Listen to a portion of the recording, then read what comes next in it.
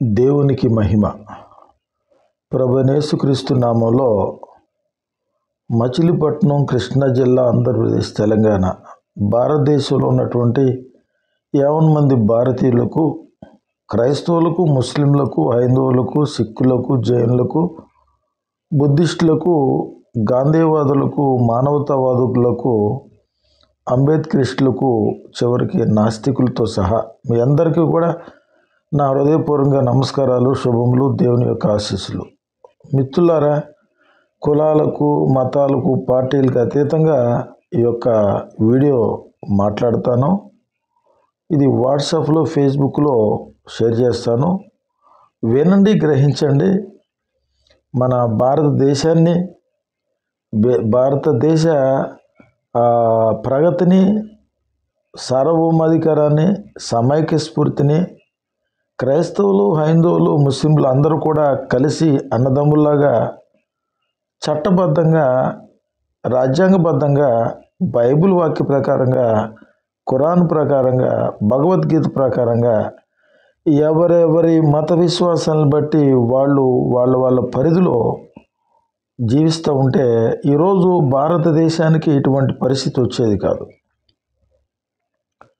ఈరోజు కులం పేరుతో, మతం పేరుతో ఈ కాంగ్రెస్ పార్టీ, బీజేపీ, ప్రాంతీయ పార్టీలు అన్నీ కూడా ఒకవైపు క్రైస్తవులకి, ముస్లింలకి, హైందవులకు కూడా వీళ్ళు అన్యాయం చేస్తున్నారు, మోసం చేస్తున్నారు.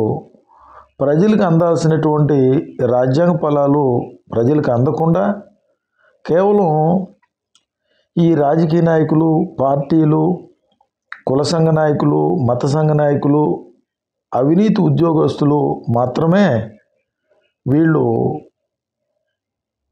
సుఖంగా, సంతోషంగా బ్రతుకుతున్నారు. మిత్రులారా,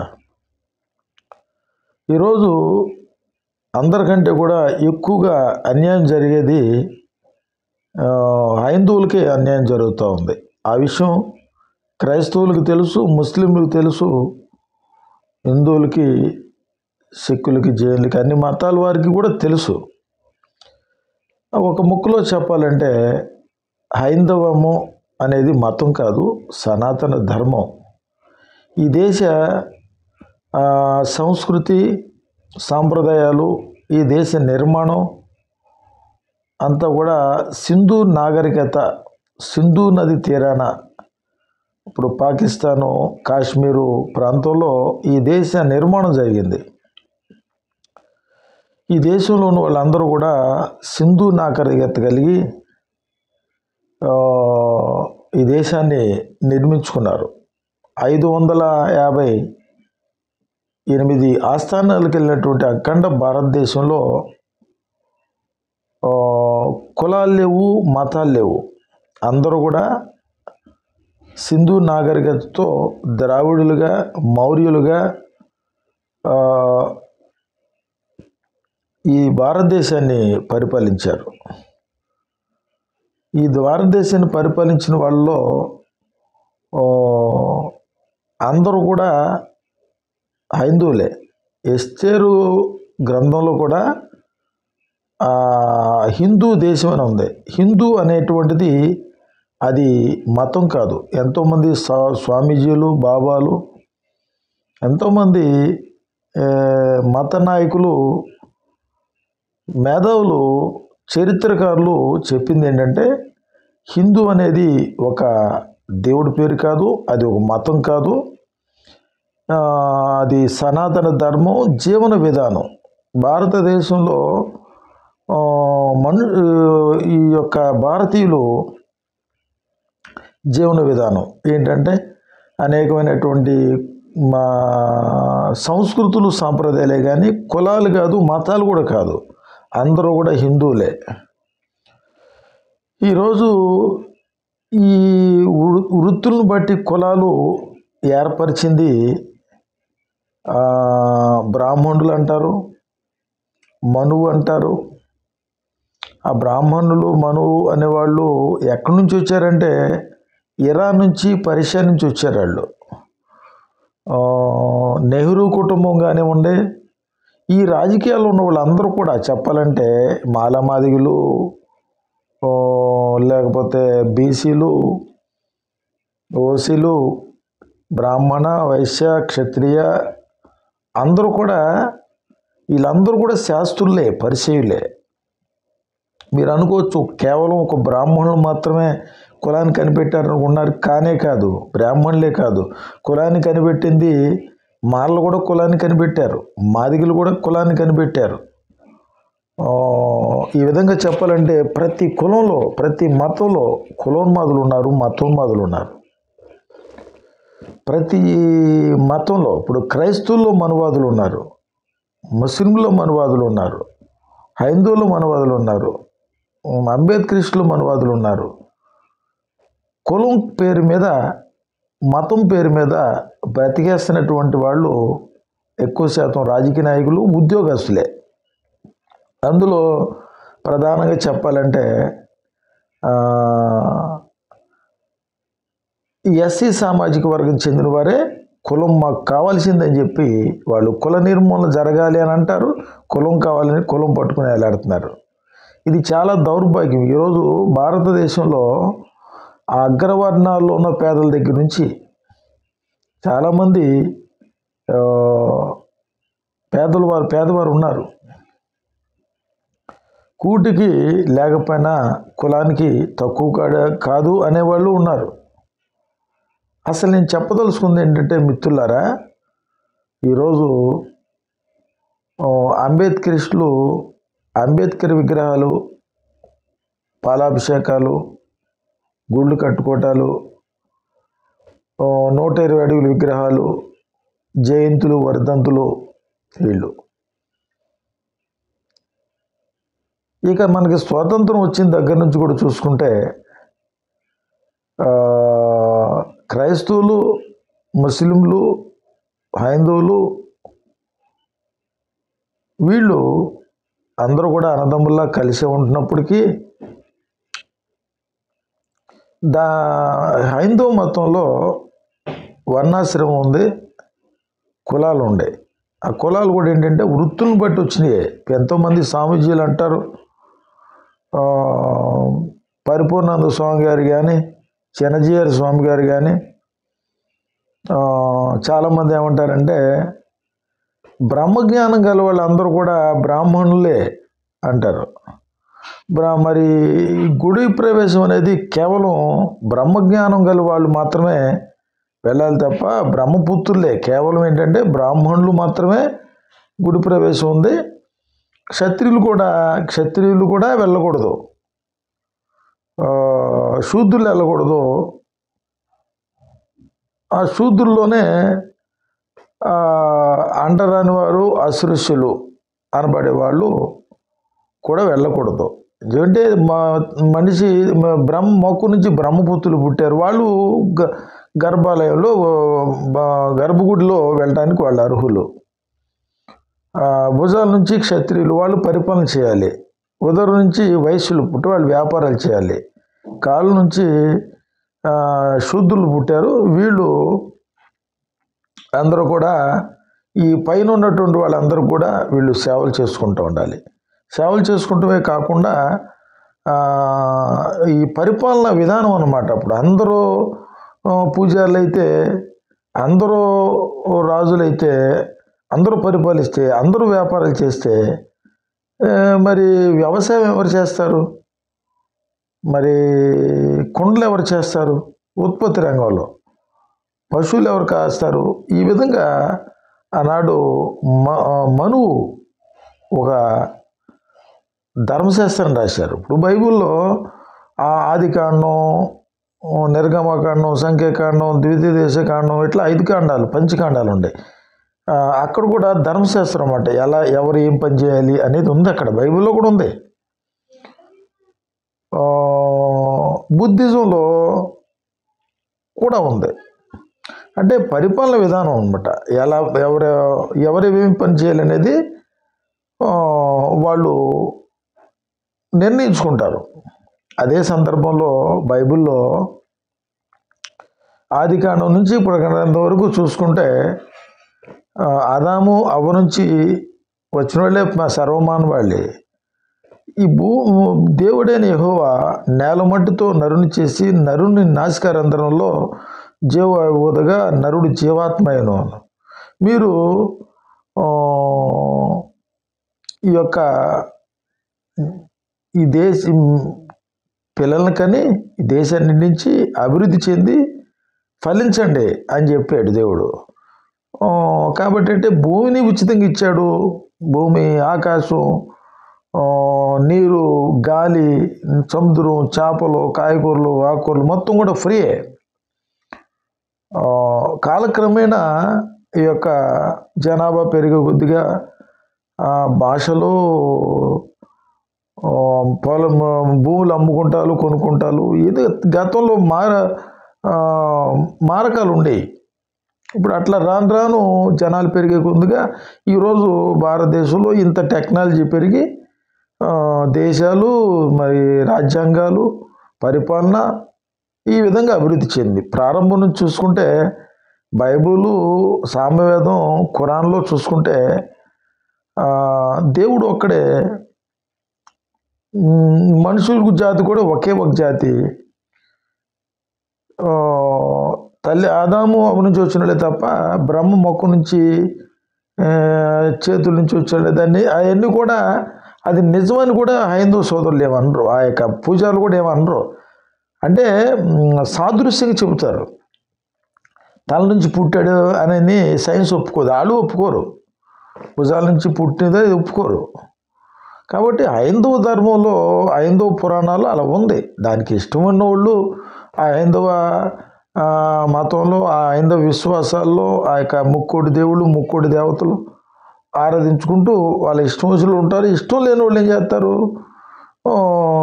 ఎవరు నిజమైన దేవుడు అని చెప్పి వెతికి యేసుక్రీస్తు నమ్ముకున్న వాళ్ళే ఇంకా ఉంటారు. కొంతమంది ముస్లింలు, కొంతమంది సిక్కులు, కొంతమంది జైన్లు, కొంతమంది బుద్ధిస్టులు, అంబేద్కరిస్టులు ఇలా వచ్చారు. మిత్రులారా, అసలు నేను చెప్పదలుచుకుంది ఏంటంటే, మహాత్మా గాంధీ గారు కానీ, అంబేద్కర్ గారు కానీ, బాబు జగజ్జీవన్ రావు గారు కానీ, నెహ్రూ గారు, సర్దార్ వల్లభాయ్ పటేల్ గారు, తిలక్ గారు, బాబు రాజేంద్ర ప్రసాద్ గారు, లాల్ బహదూర్ శాస్త్రి గారు, వీళ్ళందరూ కూడా ఈ భారతదేశాన్ని మనం ఎలా పరిపాలించాలి అనే దాని మీద భారత రాజ్యాంగాన్ని నిర్మాణం చేసి పరిపాలన విధానం అన్నమాట.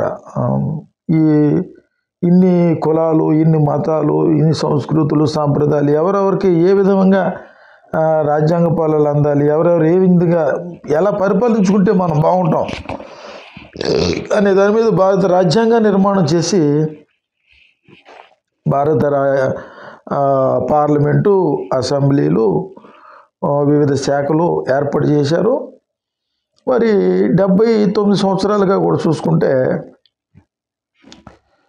ప్రపంచంలో అన్ని దేశాలు కూడా అన్ని విధాలుగా కూడా అభివృద్ధి చెందినాయి. కానీ మరి భారతదేశంలో కులం పోవట్లేదు, మతం పోవట్లేదు. ఈరోజు ఒరిజినల్ క్రిస్టియన్స్, ఒరిజినల్ హైందవులు, ఒరిజినల్ ముస్లింలు వారి మత విశ్వాసాలను బట్టి వాళ్ళు నమ్ముకున్న దేవుళ్ళని ఆరాధిస్తూ ఉన్నారు. వీళ్ళకి వచ్చిన ఇబ్బంది లేదు. నేను ఒక ఒరిజినల్ క్రిస్టియన్గా కేవలం ఒక బైబిల్ మాత్రమే అనుసరించేవాడిగా విగ్రహారాధన నాకు ఇష్టం లేదు. భారత రాజ్యాంగబద్ధంగా బైబిల్ వాక్య ప్రకారంగానే జీవించాలని చెప్పి బోధించే ఒక శాంతి ప్రబోధకుడిని, ఒక స్వార్థికుడిని, సంఘ సంస్కర్తని, సామాజిక ఉద్యమకాడిని నాలాంటి వాళ్ళు ఏళ్ళతో లెక్క పెట్టుకోవచ్చు. మరి ముఖ్యంగా చెప్పాలంటే డాక్టర్ కే పాల్ గారు, డాక్టర్ అద్దంకి రంజీ తోఫీర్ గారు తప్ప మరి భారతదేశంలో బైబిల్ ఉన్నట్టుగా బోధించే అపోస్తలుడు, క్రైస్తవ బోధకుడు ఓఫీర్ గారు. బైబిల్ ప్రకారంగా పరిపాలించే పరిపాలకుడు, రాజ్యాంగ నిపుణుడు డాక్టర్ కే పాల్ గారు. బైబిల్ వాక్య ప్రకారంగానే జీవిస్తూ బైబిల్ వాక్య ప్రకారంగా పరిపాలిస్తూ ప్రపంచంలో 210 దేశాల్లో మరి అనేక పార్లమెంట్లు ఐక్యరాజ్య సమితిలో కూడా అలా ఉన్నట్టు బైబిల్ ప్రకారంగానే పరిపాలించిన ఏకైక నాయకుడు డాక్టర్ కేపాల్ గారే. ప్రపంచవ్యాప్తంగా చూసుకుంటే బైబిల్ వాక్యాన్ని ఉన్నట్టుగా బోధించే ఏకైక ప్రవక్త, అపోస్తలుడు, క్రైస్తవ బోధకుడు ఒకే ఒక్కడు డాక్టర్ అద్దంకి రంజిత్ తోఫీర్ గారే. ఇక హైందవంలోకి వస్తే ముక్కోటి దేవుళ్ళు, ముక్కోటి దేవతలు, అనేకమైన గుళ్ళు, రథాలు, యజ్ఞాలు, యాగాలు, అనేకమైన పండుగలు కలిగి ఆ యొక్క ఖురాన్, భగవద్గీత, సామవేదం, ఋగ్వేదం, యజుర్వేదం, వేదాల ప్రకారం చూసుకుంటే డాక్టర్ బిఆర్ అంబేద్కర్ గారు, బాబు జగజ్జీవన్ రావు గారు అందరూ కూడా కుల వివక్షను ఎదుర్కొన్న వాళ్ళే. గుడిలోకి ప్రవేశం లేదు, బడిలో ప్రవేశం లేదు, తాగటానికి నీళ్ళు కూడా లేకుండా మూతికి ముంత వెనక తాట కట్టి చాలా హింసించినటువంటి పరిస్థితి భారతదేశంలో ఈ యొక్క బ్రాహ్మణులు వాళ్ళ వల్ల. అంటే పూర్తిగా బ్రాహ్మణులు అనడానికి వీలు పడదండి, బ్రాహ్మణులు అనడానికి వీలు పడదు. ఈ దేశంలో కులాన్ని కనిపెట్టింది, మతాన్ని కనిపెట్టింది నెహ్రూ గారు. తర్వాత నెహ్రూ దగ్గర నుంచి ఈ మోడీ గారి వరకు కూడా చూసుకుంటే వీళ్ళతో పాటు ఈ ప్రాంతీయ పార్టీలు, కుల సంఘ నాయకులు, మత సంఘ నాయకులు, పూజారులు, ఇమాములు, మౌజాములు, పాస్టర్లు అందరూ కూడా వీళ్ళు కులం కావాల్సిందే, మాకు మతం కావాల్సిందే అని చెప్పి ఈ రోజు వరకు కూడా చెప్పాలంటే ఈ దేశాన్ని నాశనం చేసేది ఎవరంటే నకిలీ పాస్టర్లు, నకిలీ క్రైస్తవులు, నకిలీ ముస్లింలు, నకిలీ హైందవులు, నకిలీ అంబేద్కరిస్టులు, నకిలీ వ్యవస్థ అన్నమాట. కాబట్టి ఈరోజు 100కి 80 మంది వీళ్ళే ఉండడం వల్ల ఈ భారతదేశం అంటే 79 సంవత్సరాలుగా ఈ భారతదేశం భారతీయులు ప్రజలకి అందాల్సినటువంటి రాజ్యాంగ ఫలాలు అందట్లా. అగ్రవర్ణాల్లో పేదల దగ్గర నుంచి మొత్తం కూడా 2600 కులాలు, అంటే వెలుగులోకి వచ్చినాయి 1200 1300 కులాలు ఉన్నాయి. బీసీలో 110 కులాలు, ఎస్సీలో 150, ఎస్సీలో 59 కులాలు ఉన్నాయి. మరి స్వతంత్రం వచ్చిన దగ్గర నుంచి చూసుకుంటే రిజర్వేషన్లు కేవలం ఎస్సీ, ఎస్టీ, బీసీలు వరకే ఈ రిజర్వేషన్ ఫలాలు అనుభవిస్తూ ఉన్నారు. మండల కమిషను పెట్టిన తర్వాత బీసీలకు పెట్టకముందు ఎస్సీలే 10 సంవత్సరాల వరకే పెట్టారు. రిజర్వేషన్ ఫలం అనేది సామాజికంగా ఇవ్వాల్సింది కానీ కులాన్ని బట్టి ఇవ్వకూడదని రాజ్యాంగంలో ఉంది. డాక్టర్ బిఆర్ అంబేద్కర్ గారు సామాజిక రిజర్వేషన్లు అన్నారు కానీ కులపరంగా రిజర్వేషన్లు అనలేదు. కులాలు నాకు కులం వద్దు అనుకున్నవాడు ఈరోజు క్యాస్ట్లెస్ ఇండియన్. హిందూగా పుట్టి హిందూగానే ఉండాలని ఏమి లేదు. ఎవరికి నచ్చిన దేవుణ్ణి వాళ్ళు ఆరాధించుకునే హక్కు ప్రాథమిక హక్కులు, పౌర హక్కులు కల్పించాయి. ఆర్టికల్ 14, ఆర్టికల్ 15, 25, 26, 31 వరకు చూసుకుంటే ఇటు మత స్వేచ్ఛ, భావ ప్రకటన స్వేచ్ఛ, స్వేచ్ఛ, సమానత్వం, సౌభ్రతత్వం, దేశ ప్రగతి, దేశ సమైక్య స్ఫూర్తితో అందరూ కూడా సమానంగా, అందరూ సమానులే, అందరూ మనుషులే, అందరూ సమానులే అని చెప్పి మనకు భారత రాజ్యాంగం పౌర హక్కులు, ప్రాథమిక హక్కులు కల్పించింది. డాక్టర్ బిఆర్ అంబేద్కర్ గారు కూడా కుల రిజర్వేషన్ వల్ల కేవలం ఎస్సీలకి మాత్రమే అని చెప్పి వల్ల అగ్రవర్ణాల్లో పేదల కాడి నుంచి మహిళలకి 18 సంవత్సరాలు నిండిన వాళ్ళకి,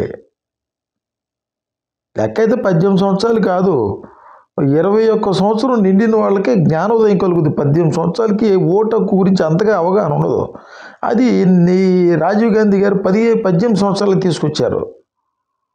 ఓటు హక్కు కల్పించింది భావ ప్రకటన స్వేచ్ఛ, మత స్వేచ్ఛగా స్వతంత్రంగా ఎవరికి నచ్చిన విధంగా వాళ్ళు బతికేటువంటి హక్కు కల్పించినట్టు ప్రజాస్వామ్య దేశంలో, గణతంత్ర దేశంలో భారత రాజ్యాంగం ద్వారా ఈ భారతదేశంలో ప్రజలందరూ కూడా సమానమే, అందరూ మనుషులే, ఎవరికి నచ్చిన దేవుణ్ణి వాళ్ళు ఆరాధించుకోవచ్చు అని చెప్పి మరి అప్పటికే మొత్తం హిందువులే. ఇక్కడ హిందూ సనాతన ధర్మం మనుస్మృతి అప్పుడు అమల్లో ఉంది.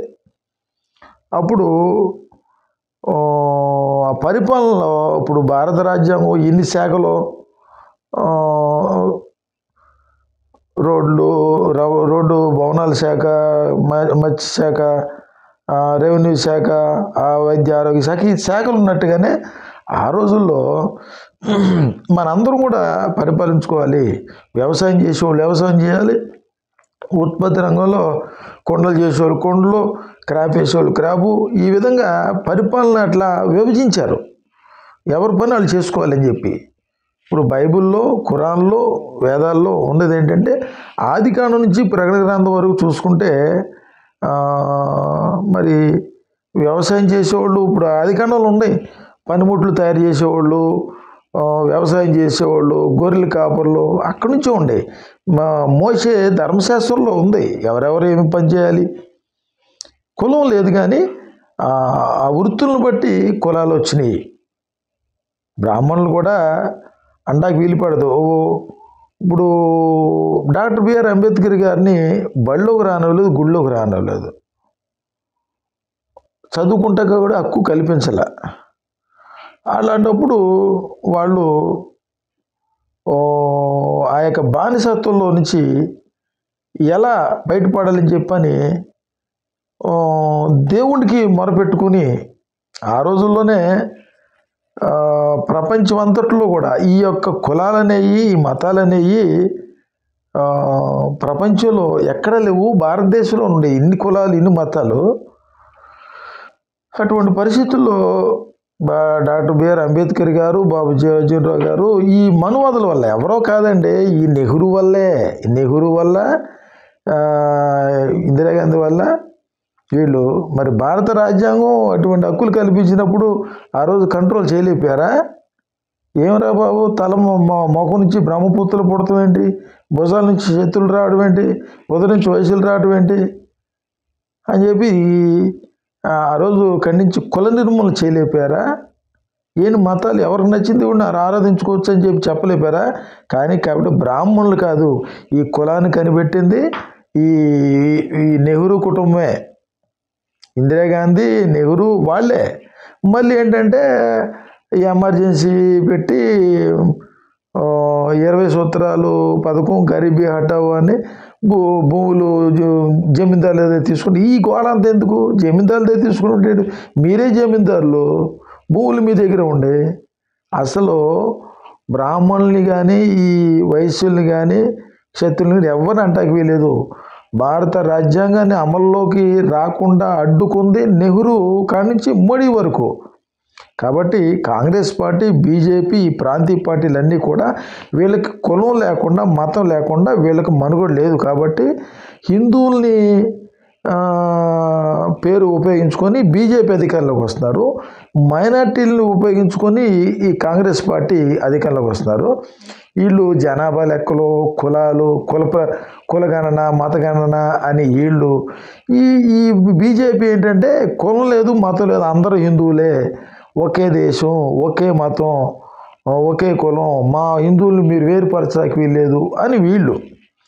వీళ్ళ వల్ల హిందువులకి ఏం లబ్ధి పొందింది లేదు. ఇటు బీజేపీ వల్ల హిందువులు నష్టపోయారు, కాంగ్రెస్ వల్ల ఈ ముస్లింలు, క్రైస్తవులు కూడా నష్టపోయారు. టోటల్గా చూసుకుంటే ఈ విభజన రాజకీయాల్లో ఎక్కువ నష్టపోయింది మాత్రం హైందువులే.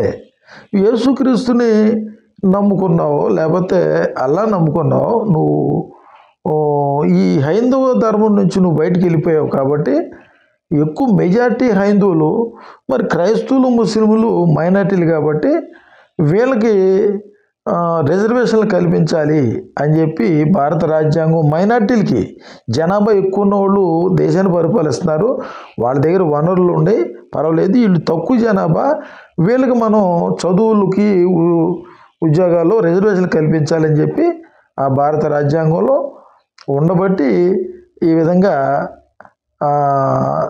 కొనసాగుతూ వస్తుంది. మరి హిందూ మతంలో అసురక్షత ఉంది, అంటరానితనం ఉంది, ఇక మేము ఇక్కడ ఉండలేము అని చెప్పి డాక్టర్ బిఆర్ అంబేద్కర్ గారు హిందూగా పుట్టాను కానీ హిందూగా నేను చనిపోను, పుట్టుకు నా చేతిలో లేదు కాబట్టి అని చెప్పి ఆయన బుద్ధిజం తీసుకున్నాడు. అది బుద్ధిజం కూడా హిందూ దాంట్లో ఒక శాఖ కాబట్టి వాళ్ళకి రిజర్వేషన్లు ఉండే, సిక్కులకి రిజర్వేషన్లు ఉండే, ఎస్టీలకు కూడా ఉండే. మరి ఈ క్రైస్టియానిటీలో రిజర్వేషన్లు లేవు. ఆ క్రిస్టియానిటీలో కులం లేదు, మతం లేదు. కాబట్టి యేసుక్రీస్తుని నమ్ముకున్న ప్రతి ఒక్కడు కూడా వాళ్ళకి రిజర్వేషన్ లేవు అని చెప్పి భారత రాజ్యాంగంలో రాశారు. ఎందుకంటే ఆ బైబిల్లో కులం లేదు, బైబిల్లో మతం లేదు, బైబిల్లో కేవలం యేసుక్రీస్తుని అనుసరించాల్సిందే అని బాబాసాహెబ్ డాక్టర్ బిఆర్ అంబేద్కర్ గారు, మహాత్మా గాంధీ గారు, ఎంతోమంది చెప్పారు. సరే నువ్వు హిందూ మతంలో ఉంటే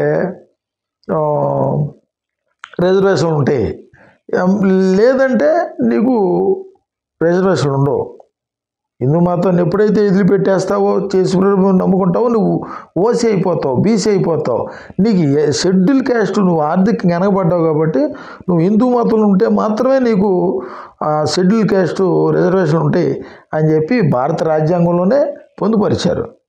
మరి కుల నిర్మూలన చేయడానికి నెహ్రూ గారు ఈ రాజకీయ నాయకులు ఒప్పుకోలే, డాక్టర్ బిఆర్ అంబేద్కర్ గారికి సహకరించాల. ఆయన అంబేద్కర్ గారు ఏం చేశారు, చివరాఖరికి రిజర్వేషన్ల కోసమే, తన జాతి బిడ్డల ప్రయోజనాల కోసం ఆయన రిజర్వేషన్ల కోసమని బుద్ధిజం తీసుకున్నాడు. మరి వీళ్ళందరూ కూడా రిజర్వేషన్లు కావాలనుకున్న వాళ్ళందరూ కూడా బుద్ధిజమే తీసుకోవాలి తప్ప యేసుక్రీస్తు నమ్ముకోకూడదు. యేసుక్రీస్తు నిజమైన దేవుడే, ఇంకొక దేవుడు లేడు, నమ్ముకోకూడదు. మీకు రిజర్వేషన్లు కావాలనుకున్న వాళ్ళందరూ కూడా బుద్ధిజమే తీసుకోవాలి. పరలోకం కావాలనుకున్న వాళ్ళు మాత్రమే యేసుక్రీస్తుని నమ్ముకోవాలి.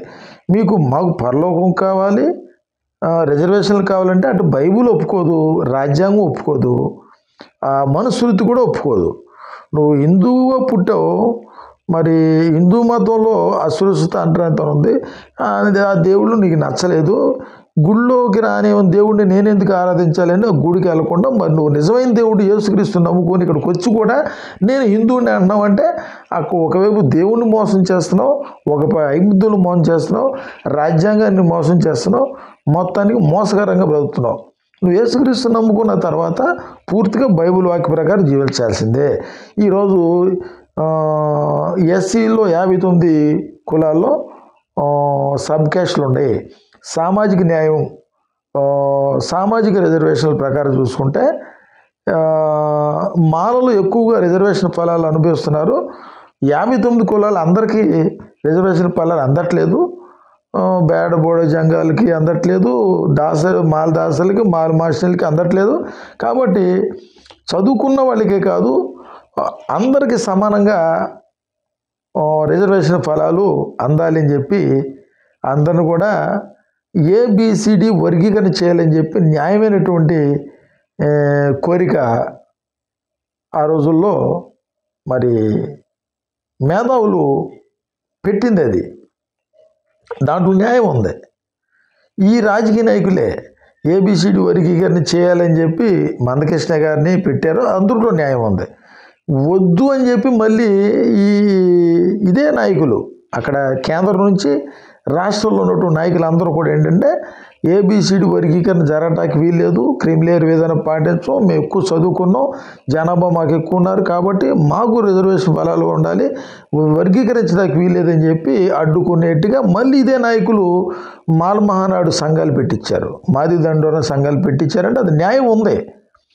మందకృష్ణ అన్న ఏమడుగుతున్నాడు, 59 కులాలకి అందరికి సమానంగా పంచాలంటున్నాడు. మరి ఆ 30 సంవత్సరాల ఉద్యమ ఫలితంగా మోడీ గారు వర్గీకరణకి వాళ్ళకి సహకరించారు. మరి కాంగ్రెస్ పార్టీ చేయలేదుగా పని. కాంగ్రెస్ పార్టీ వర్గీకరణ చేసుంటే ఈరోజు ఈ పరిస్థితులు ఉండేదా? ఎస్సీ ఎస్టీలు అందరూ కలిసి ఉండేవాళ్ళు కదా, మాలామాదులు కలిసి ఉండేవాళ్ళు కదా. 33 కోట్ల మంది ఈ దళితులకి ఎక్కడ వీళ్ళు కలిస్తే ఎక్కడ రాజ్యాధికారం వస్తుందని చెప్పి కాంగ్రెస్ పార్టీ కుట్ర చేసింది. వీళ్ళు కలవకుండా చేసింది కాంగ్రెస్ పార్టీయే. మాలామాదులు కలవకూడదని చెప్పి వర్గీకరణ మేము చేయమని చెప్పి ఇప్పుడు జగన్మోహన్ రెడ్డి గారు చేయమంటాడు, కాంగ్రెస్ చేయమంటారు. జనాభా ప్రాతిపదికన రిజర్వేషన్ పొలాలు ఏబిసిడి వర్గీకరణ చేయాలి, ఈబీసీ రిజర్వేషన్లు బీసీ రిజర్వేషన్ పెట్టాలి. అసలు రిజర్వేషన్లు ఎందుకు? రిజర్వేషన్లు ఎత్తేయాలి. రిజర్వేషన్ ఎందుకు? ఈ కాంగ్రెస్ పార్టీ ఈ దేశాన్ని నాశనం చేసిన పార్టీ కాంగ్రెస్ పార్టీయే. దాంట్లోంచి పుట్టి వచ్చిందే బీజేపీ. ఈ కాంగ్రెస్ బీజేపీలకి ఈ తోక పార్టీలాగా తయారైన ఈ ప్రాంతీయ పార్టీలు. మరి బీసీ ముఖ్యమంత్రులు, ఎస్సీ ముఖ్యమంత్రులు, మరి బీహార్ చూడండి, లాలూ ప్రసాద్ యాదవ్ జంగిల్ రాజ్ అంటే ఇక ఆ ఏరియాలో ఇక చూడండి అడవిలాగా చేసేసాడు ఆయన. బీహార్ని అడవిలాగా చేశాడు. చేసి బీసీలు బీహార్లో బతకటానికి లేదు. 29 రాష్ట్రాలు చెదిరిపోయారు. కూలి పనులకి, హోటళ్ళ పనులకి చెదిరిపోయారు. నువ్వు బీసీ ముఖ్యమంత్రి ఉండి బీసీలు లాంచ్ చేసావు. నువ్వు ఎస్సీ ముఖ్యమంత్రి ఉండి మా అయితే ఎస్సీలు లాంచ్ చేసావు. ఎవరు ఈ దేశాన్ని బాగు చేసింది? ఎవరు? కాంగ్రెసు, ఈ ప్రాంతీయ పార్టీలు మొత్తం కూడా కలిపి మీరంతా ఒక కమ్యూనిటీకి ఏర్పడి ఈ భారతదేశంలో భారతీయుల సంపద అంతా దాచుకుంటుంది. ఈ కాంగ్రెస్ పార్టీ, బీజేపీ, ప్రాంతీయ పార్టీలు, ఈ కుల సంఘాలు, మత సంఘ నాయకులు, మాల మహానాడు, మాది దండోర నాయకులు అన్నిట్లో కల్లా న్యాయంగా స్థాపించినటువంటిది మాది దండోరనే చెప్పుకోవచ్చు. మాదిగ రిజర్వేషన్ పోరాట సమితి అని చెప్పుకోవచ్చు. మాదిగలకు మాత్రమే మాకు రిజర్వేషన్ పొలాలు అందాలని చెప్పామని అన్నాడా మందకృష్ణ అన్న? అంటలేదు కదా. నేను గతంలో ఎందుకు వ్యతిరేకించానంటే ఈ మతోన్మాద పార్టీ, కులోన్మాద పార్టీ బీజేపీతో కలిశాడనే దాని మీద మాట్లాడటం జరిగింది. దాని మీద వాళ్ళు కూడా నా మీద దాడులు చేయడానికి పాల్పడ్డారు. అది వేరే విషయం. వాస్తవంగా అయితే జగన్మోహన్ రెడ్డి గారు బీజేపీ కదా, చంద్రబాబు నాయుడు గారు బీజేపీ కదా, మాలమహానాడు బీజేపీలు కదా. నేను డైరెక్ట్గా జాతి ప్రయోజనాల కోసం మందకృష్ణ వెళ్ళి నరేంద్ర మోడీ గారి దగ్గరికి వెళ్ళి వర్గీకరణ చేయించుకున్నాడు. అందరికీ న్యాయం జరిగింది కదా. ఒక్క మాదిగలకేనా? మొత్తం అందరికీ న్యాయం జరిగింది. కాబట్టి నేను చెప్పదలుచుకుంది ఏంటంటే అగ్రవర్ణాల్లో పేదల దగ్గర నుంచి అందరికీ రాజ్యాంగ ఫలాలు సమానంగా అందాలి. సాధ్యమైతే కుల నిర్మూలన జరగాలి. అది జరిగే పని కాదు. దాన్ని ఒప్పుకోరు. కాంగ్రెస్, బీజేపీ, ప్రాంతీయ పార్టీలు ఒప్పుకోరు. కులాలు ఉండాల్సిందే, మతాలు ఉండాల్సిందే, జనాభా లెక్క ఉండాల్సిందే, రిజర్వేషన్లు ఉండాల్సిందే. ఆధిపత్య కులాలు 10% ఉన్నవాళ్ళు మీరు మాత్రం పరిపాలించాల్సిందే. దీనికి మాత్రం మాల మహానాడు, మాది దండోర నాయకులు మొత్తం సహకరించాల్సిందే. ఈ 90% ఉన్నటువంటి ఎస్సీ, ఎస్టీ, బీసీ మైనార్టీలు అందరూ కూడా వీళ్ళ జెండాలు మోయాల్సిందే. 79 సంవత్సరాలుగా ఈ తెలంగాణ ఉమ్మడి తెలంగాణలో, ఆంధ్ర తెలంగాణలో 12 మంది రెడ్డి ముఖ్యమంత్రులు అయ్యారు. ఒక్క ఎస్సీ ముఖ్యమంత్రి 11 నెలలు చేయనిచ్చారు, దామోదర సంజీవ్ గారిని. ఆ తర్వాత ఇప్పటికేమైనా ఉంది? బీసీ ముఖ్యమంత్రి అవుతున్నాడా? కమ్మ, రెడ్డి తప్ప అవుతున్నారా?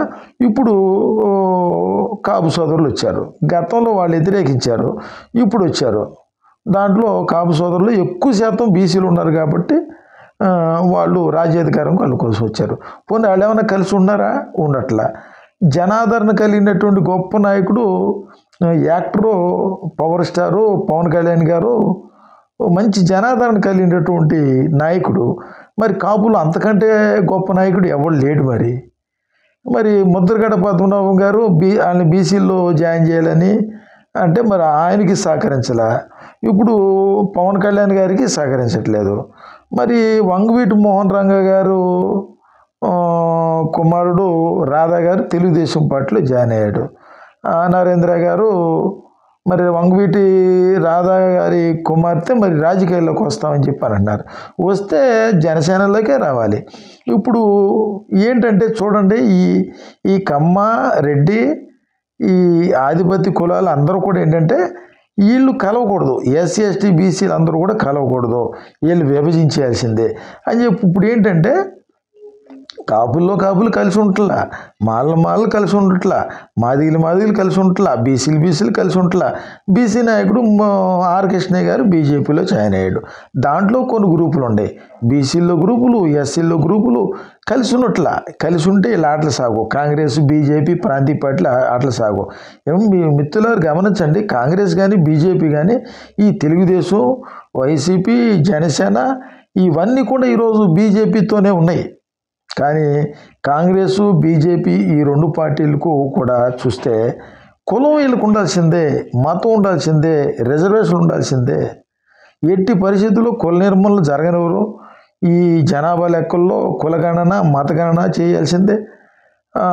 అగ్రవర్ణాలలో పేదల కాడ నుంచి ఎవరు కూడా న్యాయం జరగటం లేదు. కేవలం రాజకీయ హైందవులకి, రాజకీయ క్రైస్తవులకి, రాజకీయ ముస్లింలకి, రాజకీయ సిక్కులకి, రాజకీయ జైన్లకి, రాజకీయ అంబేద్కరిస్టులకి తప్ప అగ్రవర్ణాల్లో ఉన్నటువంటి పేదల దగ్గర నుంచి అందరికీ అన్యాయం జరుగుతుంది. ఎక్కువ శాతం హైందవులకి అన్యాయం జరుగుతుంది. కాబట్టి నేను చెప్పదలుచుకుంది ఏంటంటే ప్రధానంగా ఈ సమస్యలన్నిటికీ పరిష్కారం ఒకే ఒక మార్గం అండి. క్రైస్తవులకి చర్చిల మీద వాళ్ళకి స్వయం ప్రతిపోతుంది, ముస్లింలకి మసీదుల మీద వాళ్ళకి స్వయం ప్రతిపోతుంది. వాళ్ళకి ఒక్కబోర్డు ఆస్తులు ఉన్నాయి, వీళ్ళు క్రిస్టియన్ మైనార్టీ ఆస్తులు ఉన్నాయి. చర్చిలు, కాలేజీలు, భూములు వీళ్ళకుండే. హైందువులకు మాత్రం చర్చి, గుళ్ళు లేవు, దేవాదాయ శాఖ భూములు లేవు, ఏమీ లేవు. అదంతా కూడా ప్రభుత్వం హ్యాండ్ఓవర్లో ఉంది. కాబట్టి నేను చెప్పదలుచుకుంది ఏంటంటే అన్ని సమస్యలకు పరిష్కారం ఏంటంటే హైందువులకు కూడా గుళ్ళ మీద స్వయం ప్రతిపత్తి కల్పించి కుల నిర్మూలన చేసి ఈ మతాలు ఉండే క్రైస్తవులైతే కంపల్సరీగా రికార్డులో క్రిస్టియన్ రాయించుకోవాల్సిందే. హిందూ పేరు ఉపయోగించడానికి వీల్లేదు. మతం మారిన అంటే విశ్వాసం మారినటువంటి వ్యక్తి బైబుల్ వాక్య ప్రకారం జీవించాల్సిందే అనేటువంటి ఈ యొక్క న్యాయమైనటువంటి ఈ డిమాండ్లన్నీ కూడా హైందువులకి ఇష్టమే, ముస్లింలకి, క్రైస్తవులకి అందరికీ ఇష్టమే. ఈరోజు యువత కోరుకునేది ఏంటంటే మాకు కులం వద్దు, మతం వద్దు, రిజర్వేషన్లు కూడా వద్దు, భూములు జాతించేయండి. ప్రపంచంలో ఎక్కడలేని దరిద్రం అంతా ఇక్కడ ఉంది, కులం వద్దు, మాకు మతం వద్దు అని అంటున్నారు. కాబట్టి 50 మంది భారతీయులు దృష్టిలో పెట్టుకొని మిత్రులని చెప్పదలుచుకుంది ఏంటంటే 30 కోట్ల మంది, 140 కోట్ల మందిలో 32-33 కోట్ల మంది దళితులు ఉన్నారు. వీళ్ళందరూ కూడా 90% క్రిస్టియానిటీలు ఉన్నారు. అందరూ కూడా క్రిస్టియన్ సర్టిఫికెట్లు తీసుకోవాల్సిందే. ముస్లింలందరూ కూడా ముస్లింగా తీసుకోవాల్సిందే. హైందువులు మాత్రం ఖచ్చితంగా వాళ్ళ గుళ్ళకి స్వయం ప్రతిపత్తి కల్పించాల్సిందే. హైందువుల యొక్క రిజర్వేషన్లో మీరు క్రిస్టియానిటీలోకి వచ్చిన తర్వాత మీరు తీసుకుంటానికి ఏమాత్రం వీల్లేదు. భారత రాజ్యాంగం ఒప్పుకోదు, బైబుల్ ఒప్పుకోదు, ఖురాన్ ఒప్పుకోదు, భగవద్గీత ఒప్పుకోదు. కాబట్టి నేను చెప్పదలుచుకుంది ఒకటే, హైందువులకి స్వయం ప్రతిపత్తి ఇవ్వాలి. ఈరోజు ఆంధ్రప్రదేశ్ రాష్ట్రంలో చూసుకుంటే కమ్మ, రెడ్డి తర్వాత ఇప్పుడు కాపు సోదరులు వచ్చారు. అంటే బీసీలకి రాజ్యాధికారం రావాలంటే ఎస్సీ ఎస్టీ అందరూ కూడా ఇక ఒకే ఒక మార్గం ఉంది. ఒక ఆంధ్రప్రదేశ్ రాష్ట్రానికి పవన్ కళ్యాణ్ గారు తప్ప ఇక వేరే మార్గం లేదు. ఇంత జనాదరణ కలిగిన వాళ్ళు ఎవరు లేరు. ఈరోజు మాకు ముద్రగడ్డ పద్మనాభం గారు కానీ, ఈ వంగవీటి నరేంద్ర గారు, వంగవీటి రంగ గారి కుమార్తె కానీ అందరూ కూడా జనసేనలు ఉంటేనే మంచిది. ఇప్పుడు విగ్రహాలు ఎందుకంటే అంబేద్కర్లు చూస్తేనేమో అంబేద్కర్ విగ్రహాలు అన్నారు. ఇప్పుడు రంగగారు విగ్రహాలు పెట్టుకుంటే ఏం ప్రయోజనం? రాజ్యాధికారం రావాలి కానీ విగ్రహాలతో పనే ఉంది. కాబట్టి నేను చెప్పదలుచుకుంది ఏంటంటే బీసీలకి రాజ్యాధికారం రావాలి అని అంటే ఒకే ఒక మార్గం, ఒకే ఒక పార్టీ, జనసేన పార్టీ, ఇంకా వేరే పార్టీ లేదు. మీరు అనొచ్చు ఏమైందిరా బాబు, కాంగ్రెసు, బీజేపీ ఇవన్నీ మనువాద పార్టీలు అన్నావు, మరి ఇది ఇది ఎట్టా బీసీలకు సంబంధించిన పార్టీ, అది ఇది కూడా జనసేన కూడా బీజేపీలో విలీనం అయిపోయిన పార్టీ అని చెప్పి అనొచ్చు. చంద్రబాబు నాయుడు బీజేపీ కాదా, జగన్మోహన్ రెడ్డి బీజేపీ కాదు, ఎవరు బీజేపీ కాదు?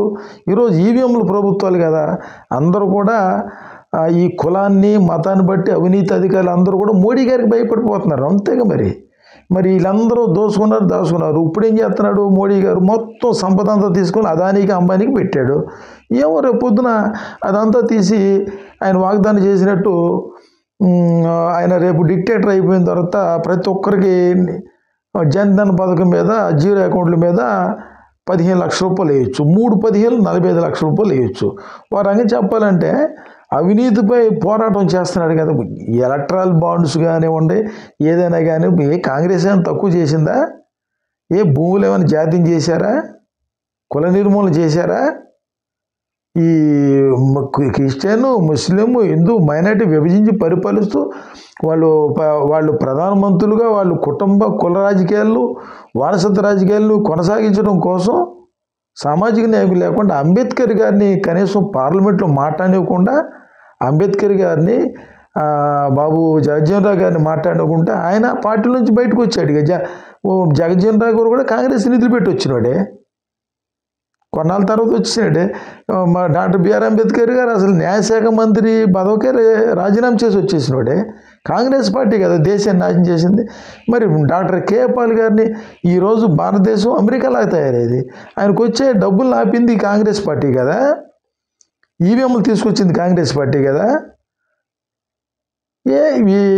ఓట్లు మాయ సీట్లు క్రైస్తవులకి మీరు కొన్ని సీట్లు ఇవ్వకూడదా కాంగ్రెస్ పార్టీ? కనీసం బీజేపీ అని ఇస్తున్నారు చూడండి. బీజేపీ అని ఇస్తున్నారు క్రైస్తవులు గుర్తించి. కాంగ్రెస్ పార్టీ క్రైస్తవ వ్యతిరేక పార్టీ. ఓట్లు మాయ సీట్లు మీద ప్రజాశాంతి పార్టీ కొన్ని టికెట్లు ఇవ్వలేకపోతున్నారా? జాతీయ స్థాయిలో, రాష్ట్ర స్థాయిలో ఇక్కడ ఇవ్వలేకపోతున్నారా? పాల్ గారంటే పడదు, ఓఫీర్ గారంటే పడదు. మీకు క్రైస్తవ ఓట్లు అంది మీకు వేసి గెలిపించాలి. కాబట్టి నేను చెప్పదలుచుకుంది ఏంటంటే, Praja Shanti party, India Prajabandhu party తరఫున అసెంబ్లీ, పార్లమెంటు నియోజకవర్గంలో మేము నామినేషన్ లేపిస్తాం. జడ్పీటీసీలు, ఎంపీటీసీలు లేపిస్తాం, పంచాయతీలు లేపిస్తాం, కార్పొరేట్లు, మున్సిపాలిటీల్లో నామినేషన్ లేపిస్తాం. క్రైస్తవులారా, మరి ముఖ్యం మీరు ఎవరు ఓటేస్తారో చూద్దాం. అంబేద్కరిస్టులు మీరు ఎవరు ఓటేస్తారో చూద్దాం. మీరు మోడీకి వేస్తారా? పాల్ గారికి, ఓఫీర్ గారికి వేస్తారా? అంబేద్కర్ గారికి వేస్తారా? జగజ్జీవన్ రావు గారికి వేస్తారా? ఇవన్నీ ఏమీ కాకుండా ఎవరికి వేస్తారు? మళ్ళీ కాంగ్రెస్ పార్టీని గెలిపిద్దాం అనుకున్నారా?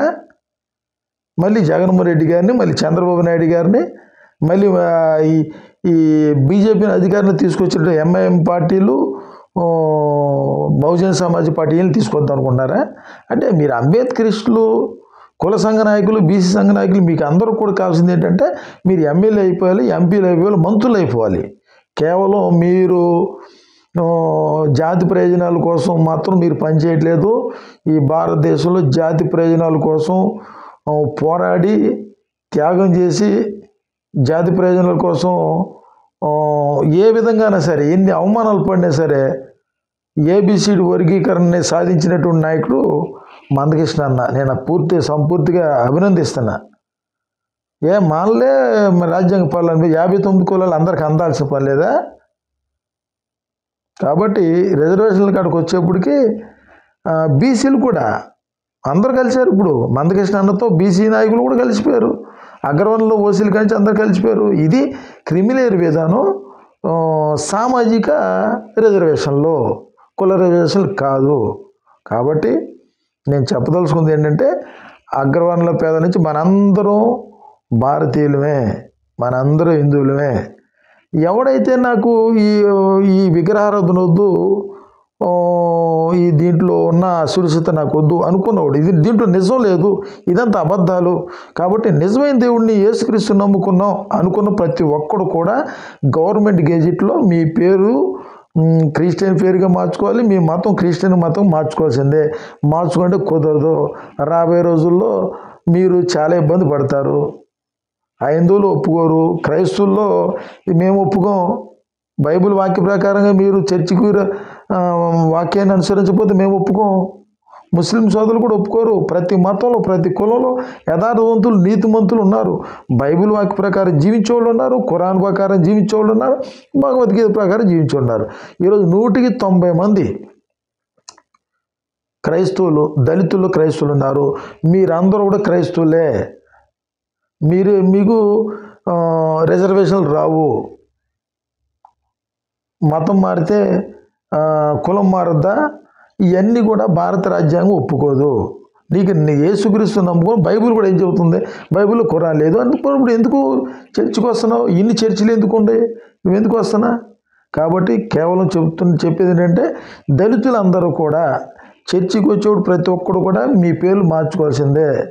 మీరు హిందూ గుళ్ళు కాపీ కొడతాకి లేదు, విగ్రహారాధన చేయటానికి వీల్లేదు, శిలువ గుర్తు పెడతాకి వీల్లేదు, మరియమ్మను పూజించడానికి వీల్లేదు, జోసెఫ్ తమ్మిని పూజించడానికి వీల్లేదు. హిందూ మతంలో ఉన్నవేవి కూడా మీ చర్చిలో కనపడతాకి వీల్లేదు. వాళ్ళ హిందూ మనోభావాలు గాయపడుతున్నాయి. కాబట్టి దయచేసి ఈ వీడియో మీరు విని మీ అభిప్రాయాలు కూడా తెలియపరచండి. రాబోయే రోజుల్లో మీరు ఊహించినట్టుగా ఉండదు. వ్యవస్థలు చాలా మారిపోతాయి. అందరూ చూస్తే ఊరుకోరు. న్యాయం ఉండాలి, నీతి ఉండాలి, నిజాయితీ ఉండాలి, యథార్థత ఉండాలి, న్యాయం ఉండాలి. అందరూ భారత రాజ్యాంగానికి కట్టుబడి రాజ్యాంగానికి లోబడాల్సిందే. దళితులు, మాలామాదిగులు ఎవరైతే చర్చికి వెళ్తున్నారో వాళ్ళందరూ కూడా బీసీసీ కిందే వస్తారు. 16% ఉన్నటువంటి రిజర్వేషన్లు కాస్త 1%కి వస్తుంది. అంతకు ఇష్టమైతేనే చర్చికి రండి, లేకపోతే రావద్దు. బైబిల్ వాక్య ప్రకారంగా భారత రాజ్యాంగబద్ధంగా క్రిస్టియన్, ముస్లిం, హిందువులు, అందరి యొక్క అభిప్రాయాలు నేను ఈరోజు తెలియపరుస్తూ నేను ముగిస్తున్నాను. వర్ధిల్లాలి భారత రాజ్యాంగం, వర్ధిల్లాలి ఎస్సీ, ఎస్టీ, బీసీ, మైనార్టీల ఐక్యత. సామాజిక రిజర్వేషన్లే కానీ కుల రిజర్వేషన్లు కాదు. వర్ధిల్లాలి భారత రాజ్యాంగం, వర్ధిల్లాలి క్రిస్టియన్, ముస్లిం, హైందువుల ఐక్యత, వర్ధిల్లాలి భారతీయుల ఐక్యత, వర్ధిల్లాలి సామాజిక రిజర్వేషన్లే, కుల రిజర్వేషన్లు కాదు కాదు కాదు. దేశ ప్రగతి, దేశ సార్వభౌమాధికారం, దేశ సమైక్య స్ఫూర్తి, దేశ గౌరవం, ఆత్మగౌరవం. దేశంలో ఉన్నటువంటి మనందరం కూడా మనుషులమే. మనుషుల ఐక్యత వర్ధిల్లాలి. కాబట్టి మిత్రులారా, ఉంటాను. ఈ వీడియో నేను షేర్ చేస్తాను. మీరు అందరూ మీ అభిప్రాయాలు తెలియపరచండి. మీరు ఎవరు కూడా తెలియపరిచేంత అవకాశం ఉండదు. ఇప్పుడు నాకు కామెంట్ పెట్టడం కానీ అభిప్రాయం కూడా పెట్టలేరు. నేను మాట్లాడేదంతా కూడా రాజ్యాంగబద్ధంగా మాట్లాడా, బైబిల్ ప్రకారంగా మాట్లాడా, ఖురాన్ ప్రకారంగా, భగవద్గీత ప్రకారం మాట్లాడా. ఎవరికి కూడా ఎటువంటి ఇబ్బంది లేదు. హైందువులు కూడా, ముస్లింలు ఎవరు కూడా నేను మాట్లాడిన వీడియోలో ఒక అభ్యంతరం కూడా మీరు తెలియపరచలేదు. నోరు మూసుకొని కుల నిర్మూలన జరగాల్సిందే. లేదు, అది వల్ల కావట్లేదా? సామాజిక రిజర్వేషన్లు, కుల రిజర్వేషన్లు కానే కాదు. అగ్రవర్ణంలో పేదల దగ్గర నుంచి అందరికీ రిజర్వేషన్లు ఫలాలు అందాల్సిందే. క్రైస్తవులకి స్వయం ప్రతిపత్తున్నట్టు, ముస్లింలకు స్వయం ప్రతిపత్తున్నట్టు, హైందువులు కూడా హైందవ గుళ్ళ మీద వాళ్ళకి స్వయం ప్రతిపత్తి ఇవ్వాలి. అందరికీ నమస్కారాలు, శుభములు, దేవుని యొక్క ఆశీస్సులు. దేవునికి మహిమ కలుగును గాక.